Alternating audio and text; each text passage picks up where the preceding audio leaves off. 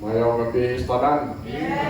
Salamat kayo sa matag usaha niya karon. Salamat kayo sa Mr. Margaha family na sila na ay taga puro kapalaran diri.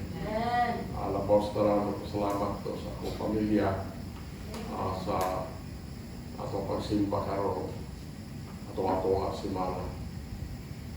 Kani atong verse na tunan karong kakapunon karong kagabion gamhanan kay nga verse. Basta ako nakaingon ko hindutan ang bersikulohang promise Ginoo. So manindot ta pasahon na nato sa verse. This is John chapter 11:25b and John 11:25c. Hear mo? Okay, John 11:25b, kami basa na. Ready? Read. John 11:26a, go. Apo ta, mahal na mga ito, buhay ng mga Diyos. Salamat kayo sa itong saad na ikanamong Ginoo na kami wala na kamatayon o mamatay na physically. Magbisan pa ang mga nawas ng mga pagkatanaw na mahal. Salamat kayo Ginoo sa pagkakusahan niya karon. Salamat Ginoo nga nakapadayon sa pagsimba kanimo bisan sa hulga sa ulan Lord.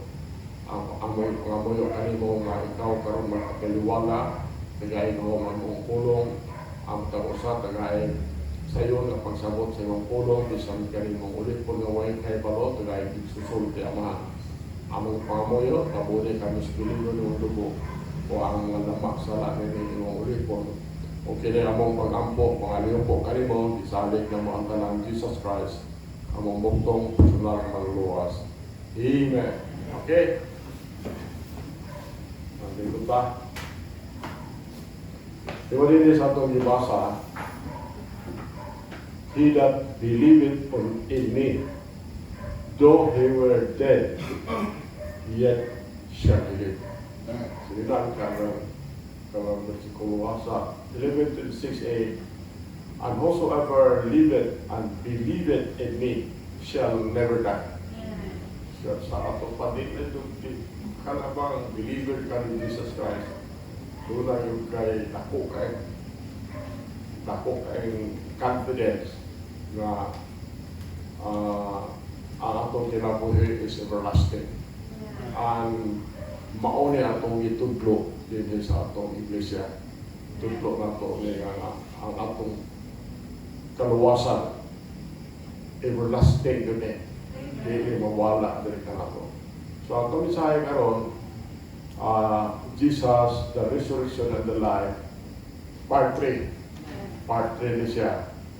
So, kamong naka-absent siguro sa mga 2 Wednesdays, mauli ang ato mensahe ato mga Wednesday. Part 1 ani siya is the problem that had been defeated. Kato problema nilang Marta o kiniri mong dalin na bahid sa kamatayon na kasulban na itong nilang problema. So, si Lazarus ani sa ngayong mga Wednesday ato si Lazarus, namatay siya o ang kasubo na abot sa ilang once upon a time a very happy home. Pero tungkol sa kamatayon, maunang dunay dako kay kasubok dito silang panibalay. Tungkol kay ang usa si Lazarus kinsa ilan yung higugmag nga ayo ikuha ikan sa iyang kinabuhi o nawala na siya sa presensya sa iyang pamilya. Maunang nga hitabo nga ang pamilya gupa kay lang mga kasing-kasing. So, pwede is death is an ugly event. Ang kamatayon, dili ko na makot yun ng hitabo. Dili yun mayang hitabo. Tungod kay ang kamatayon, it invades our home. Ang maabot sa atong mga panimalay o magdala na o mabahin ang imong panimalay. Ang mga membro sa atong panimalay ma-discourage, ang membro sa atong panimalay mawad-an kalipay o pati o nato nga or defeated ba ta? Defeated ta sa atong pagtuo. When someone dies, we are literally ripped apart. Kung nga itaw nga mamatay sa pamilya, lain mo yung kayo, marang mabungkag ba itong kasing-kasing. Mauna ang atong point is, death is a universal event. So atong ibasa atong last Wednesdays, Hebrews 9:27, Genesis 3:19, Romans 5:12. Tanan na yung versikulo gisulti ni Pablo, gisulti ni Moses, tanan ni nagsulti ni sa reality of death. Ang kamatayon, real yun ang kamatayon. One day, mo ganahan ka og sa dili, mo tuok kang sa dili, ang tawa matay ka. We will die. Point say is death is an unexpected event. So, kato si Marta o si Mary Magdalene, probably nagunahuna sila nga sila sa Lazarus makarecover to sa iya sakit. Dayon, makaingon siguro sila nga everything nga mo will return to normal. Muna ang ilang pagto, pero death had other ideas. Ikuha yun sila. Mabaw lang atong point 1. Point 2, kung niya siya ang atong desire, the power Jesus described. Ang gahong nga gihulagway ni Jesus Christ. Si Jesus claimed to possess power over the grave. Si Ginoong Hesus, mabasa na ito sa Biblia na claim siya na naagod siya ng gahong ibabaw sa lubnganan. Iyahang i-claim si Jesus, claim siya sa title na siya ang resurrection and the life. Maunang ingon siya, he possessed this power. Nakaangkon siya ang gahong within himself. Siya mismo. Ang point ito is Jesus raised others from the dead. So, si Ginoong Hesus, buhi niya itong namatay anak ng babae ni Jairus. Gibasa na ito na sa Mark 5:41-42. Then, katong anak sa usa ka balo nga ang amahan si Nain, gibuhi po ni Ginoong Hesus. So, si Lazarus, ang mauman iyang gibuhi John 11:43-44, mauna iyang gibuhi din. Aside from that, gibuhi po niya ang katungkuban. So, would be Jesus promised to raise his followers from the dead. So, kita na niya siya. So, katong kinsa misalig ni Jesus Christ na iyang personal Savior, do not have confidence that Jesus will one day resurrect their bodies from the grave. So, maunang dili kalikayan gyud gihapon nga masubok ta kung magunahuna ta nga atong dinahal sa kinabuhi wala na, pero maulian na po ta kung makahilot makauna-una ta nga makita na ta ng langit. So mauna makasulti ko ana diha ninyo tungod kay ako na nang ibati na ako na ibati na ako na pagkakagay sa kumisis. See, Jesus raised himself. Si Ginoong Hesus, gibanhaw niya iyang kaugalingon gikan sa kamatayon. So ang iyang makahadlok ayo nga kamatayon dito sa Cross Calvary, na ato manang dili wala gyud nato murag dili nato ba maantos kung magtan-aw ta sa magbasa ta sa retabo niya.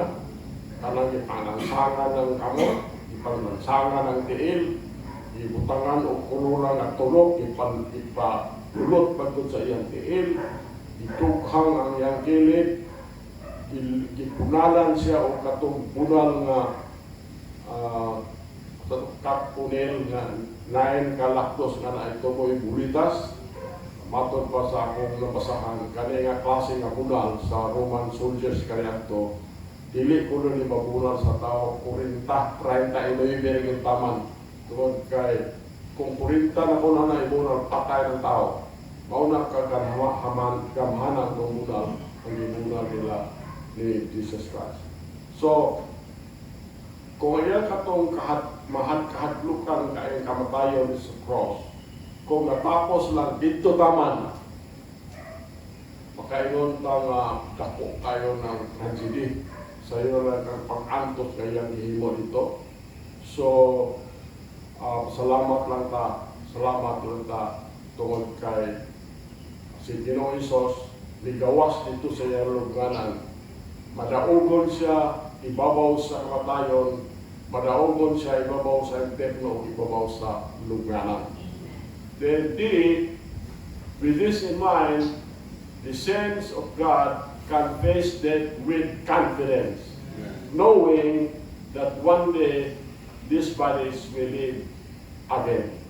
So, kung mamatay ko, kay mauna mo ko ninyo kamatay, kay gulang naman ko, o mag-rapture, So, with this in mind, the saints of God, kita mga believer, makaatubang ka sa kamatayon, uban sa confidence, kay nahibalutan nga one day, these bodies will live again. Nga kaning atong lawas, pagbuhi ni pagputro, if the body does die, ang kaning atong body mamatay, nahibalutan nga the soul lives on. Iwan ang pulong sa Diyos, it was Paul, absent from the body, present with the Lord.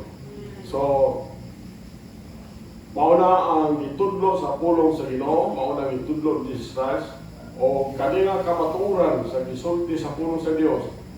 Klaro kaya na rin nakita sa katong sugilanon sa usa ka rich man o si Lazarus. Ako lang i-illustrate dire ang rich man o Lazarus. Ang rich man, looy kayo, tuwa sa init kayo.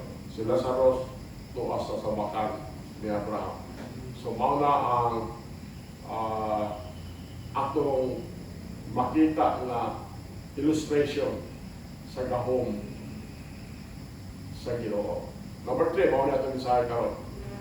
The promise Jesus described. Kaya atong isahay karon, pasensya lang ta, daghan ng versikulo. Daghan ng versikulo ni atong isahay karon.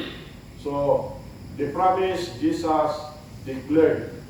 Point A, Jesus cures spiritual death. Si Ginoong Hesus iyang giayon ng spiritual death. At mabasahon niya daan sa Ephesians, so kampol na Ephesians 2, 1-4. Kamay basa ang Ephesians 2, 1-4. Read. Verse 1, go. And you have been quickened, who were dead in trespasses and sins, Verse 2, go. wherein time past you walked according to the course of this world, according to the prince of the power of the air, the spirit that now worketh in the children of disobedience. Verse 3, go. Among whom also we all had our conversation in times past in the last of our flesh, fulfilling the desires of the flesh and of the mind, and were by nature the children of wrath, even as others. Verse 4, go. But God, who is rich in mercy, for his great love wherewith he loved us. So, mauna yung ni Paul. Because Paul nga, o kamo, iyang gibuhi. Kinsa kaniadto, mga patay o bulag, mga patay diha sa mga kalapasan o mga sala. Verse 2, ini, sa miyaging panahon, kamo naglakaw, sumala sa paagi sa pagkilabuhi ni nga kalibutan. Sumala sa prinsipe, sa gahom, sa kahanginan. Ang spirito nga karon nagabuhat diha sa mga anak sa pagkamasilupakon. Verse 3, diha sa kang kinsa usab kita nga tanan nagbaton sa atong pagkinabuhi sa miagi nga mga panahon diha sa paghibog sa atong unod nga nagatuman sa mga tinguha sa unod ug sa hunahuna ug sa kinaiyahan mga anak sa kapungot. Bisan sama sa uban apan ang Dios kinsa adunahan sa kaluoy tungod sa iyang dakong gugma nga pinaagi nini siya na higugma kanato. Mo nang gisulti diri sa book of Ephesians. So Jesus has the power to take a life destroyed by sin and give it a brand new start. This si Jesus iya meaning specialty. He specialized in giving dead men new life. 2 Corinthians 5:17, ato ra na basahon. So, si Jesus makakuha siya sa lama sa sala o ihatag niya ni bisan kinsa tagaan niya o fresh start, friskong nga pagsugod. Isaiah 1:18. Lazarus, kung atong hunahuna-on, everything was over for him.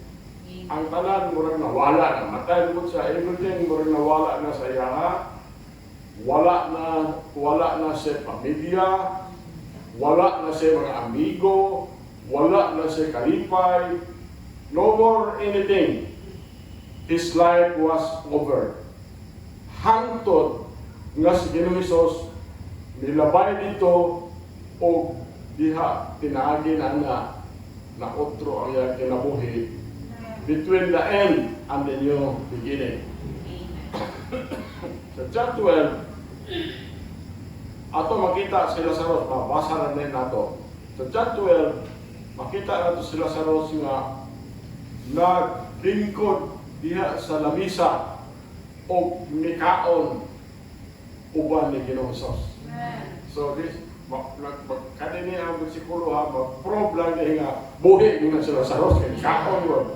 So, Jesus gave him a new life. Samtang si Ginoong Hesus gitagaan sa bagong kinabuhi, kita sa mahimo po na ni Ginoong Hesus diri kanato ang bagong kinabuhi. So, atong masahon ng mga bersikulo ani niya 2 Corinthians 5:17. Kamay basa ng 2 Corinthians 5:17. Ready? Read. Therefore, being married to Christ, he is a new creature. All things are passed away. Behold, all things are become new. Isaiah 1:18. Go. Now, let us reason together, saith the Lord. Though your seeds be scarlet, they shall be as white as snow. Though they be red like crimson, they shall be as wool. So, maunay ngayon in the book of Isaiah, o mareka mo karon o usahon pa paghusay, tagingon si Jehovah. Bisan pa ang inyong mga sala, mapula, sila pagaputiun, ingon sa Navy. Bisan pa sila lubos mapula, sila mahimong sama sa maputing balhibo sa karnero. So, could be Jesus cursed death for his children. Si Ginoong Hesus, ibuntog niya kamatayon alang sa iyang mga anak. So katong kinsa giputang nila ang ilang pagtuo diha ni Jesus Christ, diha bisan kinsa nga misalig ni Jesus Christ, midawat ni Jesus Christ alang sa ilang kaluwasan, mato pa sa pulong sa Dios, will never die. Dili mamatay mo na makayong pastang induta ni nga promise, di mo tuloy ito mamatay dahil kita nga nakabato ni Jesus Christ. So, ang tao di man yun mamatay. O di kasi, di ka mamatay gapon, pero ito sa impirno ang iyong mga lang. Pag doon great white judgment, buhion yapon din mong bali, paingon yapon dito sa lake of fire. So, kita nga nakabato ni Jesus Christ, dili tayo ito mamatay. Pero ang atong kinabuhi ito kasakit. Puro kalipay ang dito. According to God's word, we have passed from death unto life. John 5:24. Ano sa lake forever. John 8:51 and 1 John 5:10 to 11. Ato masama rin ni Asya. John 8:51, go. Verily, verily, I say unto you, if a man eat my sin, he shall never see death. Sa'yo nag-anak. 1 John 5:10 and 11. 10, ready, read. He that believeth on the Son of God hath a witness in himself. He that believeth on God hath made him a liar, because he believeth on the record that God gave his Son. Verse 11, go. And this is the record that God hath given to us eternal life, and this life is His Son. So, ano yun ito sa sana? Quincy, the common requirement. Common requirement niya. Requirement na makabaton ng kinabuhing walay katapusan. Now, to receive the promise of Christ and be rescued from spiritual death and from the power of the grave, you have to believe on Jesus Christ. Mauna, we must trust Jesus and Him alone for your soul's salvation. Mauna mabasa nato in Acts 31, mabasa nato ng 1 Corinthians 15:1 to 4, pero di na lang mabasa na kasi yan nato ibasa niya siya. Pasahon na nato na Romans 10:9 to 10. Acts 16:31. Really read. And he said, believe on the Lord Jesus Christ, and thou shalt be saved in thy house. Romans 10:9 to 10. 9, read. That if thou shalt confess Confess with with thy thy mouth mouth the the Lord Lord Jesus, Jesus, and and shalt shalt believe believe in in thy thy heart heart that that God God hath raised raised him him from from the the dead, dead, thou shalt be saved. Verse 10, go. For with the heart man believeth unto righteousness, and with the mouth confession is made unto salvation. So, before that word, kinahanglan makasabot ta sa 1 Corinthians 15:1 to 4. Kung mo na analyze sa ano, kanang bersikulo ano, kulang bitaw, kulang kayo nga pagtuo nimo sa Ginoo sa kay Jesus Christ for all our sins. Wala dili nga kinahanglan kung mogamit ka ng bersikulo ha pag reading gamito nato pasabton sa nato sila sa 1 Corinthians 15:1 to 4. So, yun ang Biblia. The Bible does not teach us to trust our works. Ang Biblia, wala na matudlo nato nga saliga nato ang atong mga maayong buhat aron ta maluwas. Ang Biblia, wala nagtudlo nato nga saliga nato atong pagkabuutan or goodness aron ta maluwas. Ang Biblia, wala nagtudlo nato nga atong religion makaenta sa atong kaluwasan. So either can we place our confidence in the membership of the church, dili ta maluwas kung bisag member ka simbahan. Tungod kay ang salvation comes only through faith in the Lord Jesus Christ. Ephesians 2:8 and 9, and do not be deceived, ayaw pagpalingla. Any plan that neglects Jesus and His shed blood is doomed to failure from the start. So atong basahon niya siguro Ephesians 2:8 and 9. Kami basa, ready read. For By grace are ye saved through faith, and that not of yourselves, it is the gift of God. Kanay Proverbs 16:25. Kami basa na, read. there is a way that seemeth right to the man, but the end thereof is the ways of death. Kanay Acts 4:12. Read. Neither is there salvation in any other, for there is none other name under heaven given among men, whereby we must be saved. Kanay gisulat ni Paul. Hebrews chapter 2 verse 3. Read. How shall we saved if we neglect so great salvation, which at the first began to be spoken by the Lord, and was declared unto us by them that heard him? So, mauna ang atong salvation. It's faith in the blood. Yung the works will never get the job done. Galatians 2:16, ang atong mga buhat, bisan pag unsa nimo ka maayo man ang maayo buhat, pero Yung diha ka mo salig sa imong kaluwasan, never get the job done. Number 2, religion will never get the job done. Verse 3, when you come to trust Jesus, you will find that the job is already done. Kasi it's already done. At masahon ng mga versikulo niya siya.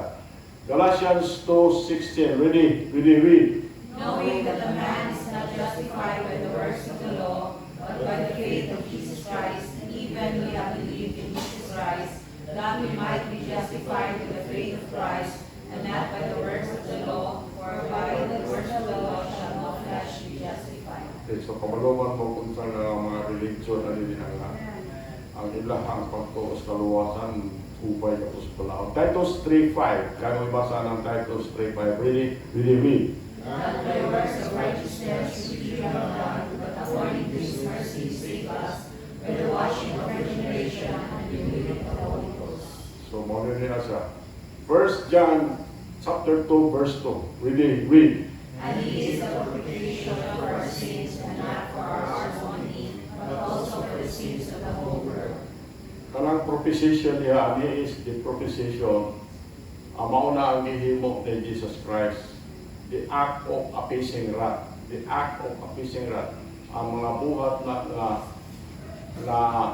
nakapamugnaw sa kasing-kasing sa God the Father sa sala. Ang term na propitiation. So ang gihimo ni Jesus Christ, propitiation to. And He is the propitiation. Marami mo na i-represent. And Jesus is the propitiation for our sins. And not for ours only, but also for the sins of the world.